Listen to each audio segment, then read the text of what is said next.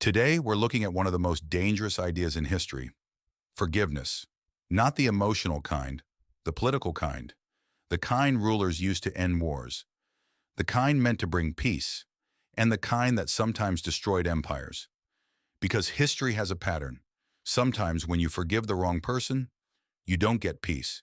You get betrayal, and you don't see it coming until it's too late. Julius Caesar, Ancient Rome. By 49 BC, Julius Caesar is at the peak of power. He wins wars. He crushes rivals. He controls Rome. After victory, Rome expects executions. That's normal. But Caesar does the opposite. He forgives his enemies. Publicly. Fully.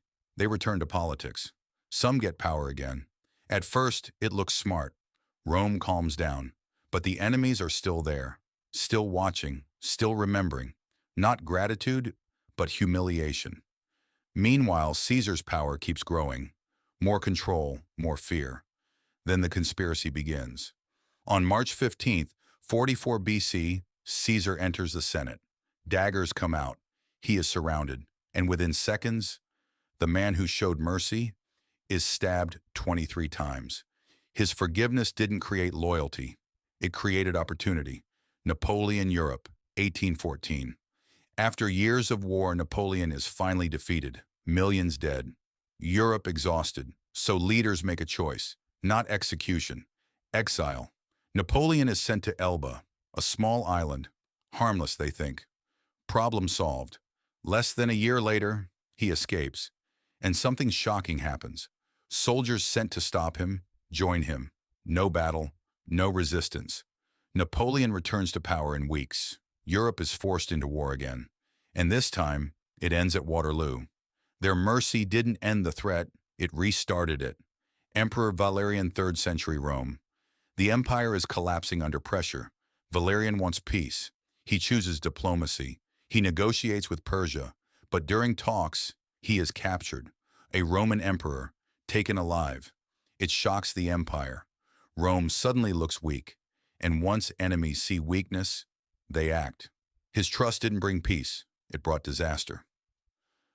Byzantine Empire. The Byzantine Empire faced constant rebellions, and every time rebels failed, leaders chose mercy, exile instead of execution.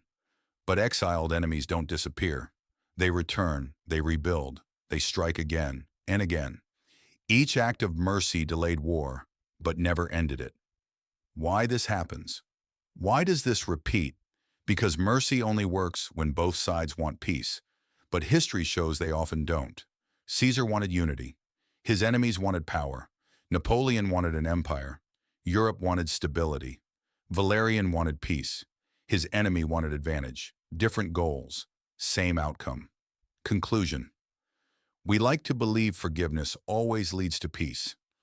History says otherwise. Sometimes it works, sometimes it changes everything. But sometimes it gives people exactly what they need. Time, opportunity, a second chance. Caesar forgave his enemies. They killed him. Europe spared Napoleon. He returned. Valerian trusted diplomacy. He was captured. And over, those who were forgiven became the ones who changed history. Not because mercy is weak, but because it is powerful. And power can be used in more than one way, even against the one who gave it.